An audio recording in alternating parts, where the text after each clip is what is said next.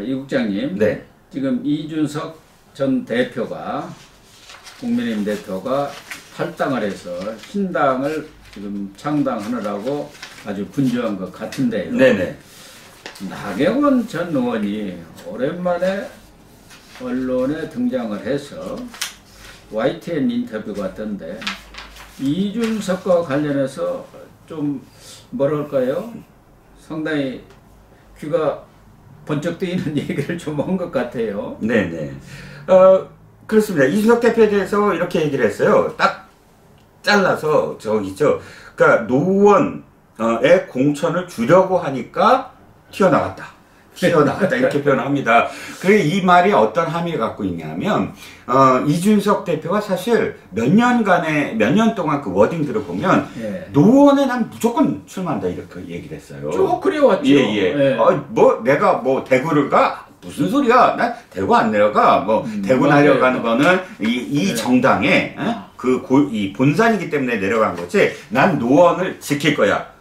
나는 꼭 노원에서 출마할 거야. 이런 얘기를 공개적으로 굉장히 많이 했거든요. 네. 그런데 갑자기 노원과 관련돼서 지금 노원 대구에 출마한다 뭐 이런 얘기가 있고 정당도 대구를 베이스로 한다 이런 얘기가 계속 돌고 있기 때문에 아마도 나경원 전 대표는 그걸 조금 뭐랄까요 좀 공격하는 포인트로 삼은 것 같아요.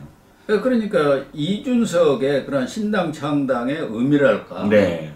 그런 것에 대해서 상당히 찬물을 끼얹는 효과가 있지 않겠습니까? 이준석이가 탈당이 뭐 무슨 거창하게 지금 개혁신당을 만든다고 하고 있지 않습니까? 그런 게 아니고 당에서 그 떨어질 가능성이 높은 노원병 준다니까 이 남았다가는 할 수 없이 노원병 나가야 하니까 이거 안 되겠다고 나간 것 아니냐. 나경원 의원이 그걸 단정적으로 얘기한 것 아닙니까? 그렇죠. 그리고 또 하나는 한동훈 비대위 이 출범으로 이준석의 신당 효과는 거의 소멸돼 버렸다. 뭐 이렇게 지금 얘기를 하고 있어. 사실 또 그런 면이 없지는 않고요. 뭐 그런 면이 없지 않다는 건 바로 선배님 말씀처럼 당시에 그 구글 트렌드 있지 않습니까? 구글 트렌드에 나오는 키워드 검색을 이렇게 유심히 이렇게 들여다보시면 이준석과 관련해서 신당이 한동안 굉장히 또 검색어에서 오르내렸어요. 한동안. 그리고 빅데이터 보면 나오죠. 그리고 빅데이터에 그게 그 빅데이터에 따르면 그게 나빠 하는 그런 기사들도 전부 다 포함되는 거예요. 예. 나빠 뭐 아니면 호감 비호감 다 포함되니까요. 그만큼 많다는 건 이슈가 됐다는 얘기고요. 예. 그런데 한동훈 비대위원장이 비대위원을 그래 하겠다라고 이야기한 순간부터 근 2주 연속 한동훈 위원장에 대한 검색 트렌드가 압도적으로 정치 기사를 장악을 했고요. 그러다 보니까 이준석이라는 키워드가 상당히 위축됐었어요. 네. 그리고 카드가 크지 않았고 이를테면 뭐 천하람이 안 나간다, 안 따라 나간다, 뭐 허은하가 안 따라 나간다 이런 식의 어떤 기사가 한동안 나오지 않았어요. 이준석 혼자 나갔으니까. 그런데 이것조차도 묻히더라고요. 크지 않고 뭐 안 나가나 굳이 뭐 이런 어떤 느낌이었거든요. 그래서 그런지 천하람 지금은 창당준비위원장이죠. 창준위원장은 한동훈은 세련된 윤석열에 불과하다. 곧 효과를 없애버리겠다. 이렇게 큰 소리를 치고 나왔는데 그렇다고 해서 뭐 특별히 효과를 없앨 만한 뭐 무슨 대안이 있는 건지는 모르겠어요. 그 얘기는 안 했는데 특히 현역 의원 합류와 관련해서 관심 있는 의원들이 많다. 얼마 전에는 곧 발표를 하겠다고 그랬는데 영남 의원들 중에 현역이 있다 이거죠. 네. 그리고 허은하 의원도 지금 10여 명의 현역 의원들이 관심을 보이고 있고 그중에는 민주당 현역 의원도 있습니다. 그런데 이렇게 많은 의원들이 합류를 할까요? 이것은 이제 나중에 이삭죽기 공천에서 영남권이 어차피 물갈이가 많이 될 수밖에 없지 않겠습니까? 그렇죠. 뭐 그 경우가 아닌 한 그렇게 지금 현역들이 참여할 사람은 저는 한두 명 아닌가 이렇게 보여지는데. 예, 일단 현역이 참여할 가능성이 없죠. 예. 왜냐하면 이준석 신당에 세 가지가 없다고 늘 말씀드리지 않았습니까? 첫 번째는 돈이 없다. 이게 너무 직선적으로 말씀드려서 죄송합니다만, 신당 당은 돈이 있어야 되지 않습니까? 뭐 이준석에는 돈 안 들이고도 돈 없이도 얼마든지 뭐 글쎄요. 정치를 할 수 있다. 전국 그렇게 큰 소리를 쳤으니까요. 그러게요. 일단 두 번째는 뭐 비전이었고, 세 번째는 아까 강령 등 이념적인 어떤 똘똘 가치의 연대가 없다. 가치로 똘똘 뭉칠 수 있는 가치가 없다. 세 번째는 5% 이상을 계속 고정적으로 받을 수 있는 대권 주자가 없다. 이 세 가지가 신당이 참 불가능할 거다라고 말씀드렸는데, 저는 천하람 위원장의 말을 한 세 가지로 분류를 해서 세 가지 다 말이 안 된다. 첫 번째가 말이 안 되는 게 영남 지역 현역 의원들을 합류할 수 있다 이렇게 얘기했잖아요. 이게 진짜 언행 불일치입니다. 왜냐하면 이준석 대표가 대구 내려가서 무슨 얘기를 했냐면, 보수의 심장인 대구의 현역 의원들이 진짜 형편없다 이렇게 얘기했어요. 그렇죠. 예. 뭐 살찐 고양이라는 거. 살찐 고양이라고 하고, 그래서 다 바꿔야 된다. 도대체 이 현역 의원들 중에 뭐 쓸만한 의원들이 하나도 없다라고 주장을 해오지 않았습니까? 그래서 뭐 새로운 어떤 그런 그 바람을 자기가 일으킨 것처럼 얘기했는데, 천하람 위원장은 그 현역 의원들을 합류시키겠다라고 하는 겁니다. 그러면 이거야말로 앞뒤가 안 맞잖아요. 진짜 말이 안 되는 것이고, 한동 효과 없겠다고 천하람이 나온 건 뭐 때문이냐면 이겁니다. 지금 급을 천하람으로 맞추는 거예요. 한동훈 비대위원장을 일부러. 즉 이준석 대표가 직접 나서지 않고 천하람 창준 위원장이 나서서 한동훈을 공격함으로써 한동훈 비대위원장을 뭐 급을 자기의 급으로 이렇게 낮추려는 그런 지금 포지셔닝이다. 그러니까 사실 속내를 들여다보면 참 아직은 뭐 이 신당을 할 수 있는 어떤 전체적인 어떤 능력이랄까 이런 게 보이지 않는다는 겁니다.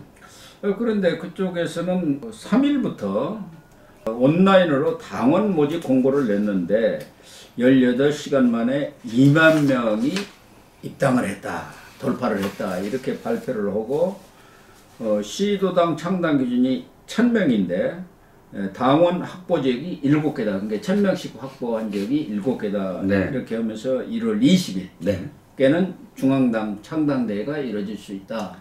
순조롭게 지금 창당이 진행되고 있다, 그 얘기 아니겠습니까? 예, 이게 저 기시감이 있지 않습니까? 지금 이 뭐 창당, 그러니까 입당원서 말고요, 탈당을 한다든지 또는 자신을 지지하는 사람들이 몇십만이 있다, 몇만이 있다, 계속 지금까지 그래 왔잖아요. 그런데 저는 이렇게 몇만이 있다라는 실체를, 그러니까 온라인상에 이걸 말고요, 그러면 그 사람들이 실제로 좀 봤으면 좋겠어요. 최근에 문병호 왜 그 당협위원장이 합류를 했잖아요. 이준석 대표하고 합류해서 함께 한 사진이 있어요. 그 사진이 문병호가 여기 앉아있고 이준석이 앉아있고 그 뒤에 한 40명 정도 앉아있는데, 아이고 전부 다 연배가 70 정도는 다 높아 보이시는 분들이 전부 앉아있대요. 젊은 사람들이 많은 줄 알았더니. 아니 이준석 그러면 젊은 사람 20대가 앉아있어야, 20, 30대가 앉아있어야죠. 자기가 그렇게 이대남으로부터 뭐 열성적인 어떤 지지를 받고 하면, 지금 신당을 한다 그러면 뭐 말로만 뭐 20명 30만 명이 있는 게 아니고 하다못해 10명이 주위에 있더라도 좀 뭐랄까 좀 신선하고 말이야. 좀 전혀 새로운 어떤 느낌을 받을 수 있는 그런 사람들이 뒤에 있어야 하지 않겠습니까? 그런 느낌을 저도 받았습니다. 그러나 지금 연초에 각 언론사에서 신당에 대한 그 지지도를 조사한 곳이 한두 곳 있던데, 이준석 신당에 대해서는 중앙일보 조사 보면 한 9%. 9% 내외입니다. 이낙연 신당은 7% 이렇게 나와 있어요. 그래서 신당이 생기면 지지정당을 바꿀 의향이 있다는 층이 한 18%. 뭐 이준석, 이낙연 또 기타 신당도 많으니까 그런 정도가 되는 것 같은데, 그러나 뭐 대권 후보랄까 뭐 이런 거 지지도를 보면 이준석은 한 2, 3% 나오는 것 같아요. 그렇습니다.